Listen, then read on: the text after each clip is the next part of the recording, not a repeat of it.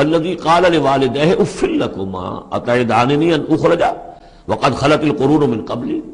اور وہ شخص جو اپنے والدین سے کہتا ہے، والدین مسلمان ہے لیکن بیٹا آوارہ ہو گیا ہے یا ذہنی طور پر جو ہے وہ گمراہ ہو گیا ہے، وہ نہ آخرت کو مان رہا ہے نہ اللہ کو مان رہا ہے، کسی اور رخ پہ جا رہا ہے، تو وہ اپنے والدین سے کہتا ہے اف لکما، میں بڑا بیزار ہوں آپ سے، یہ کیا آپ لوگوں نے ڈھکوسلے تلاش رکھے ہیں، یہ کیا آخرت واخرت کی آپ مجھے دھمکی دیتے رہتے ہیں،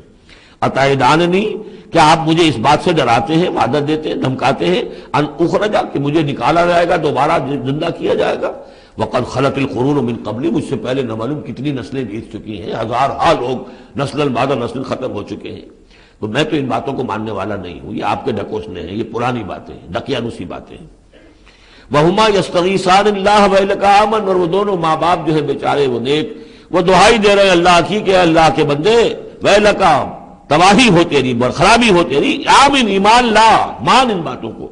ان وعد اللہ حق، یقیناً اللہ کا وعدہ سچا ہے۔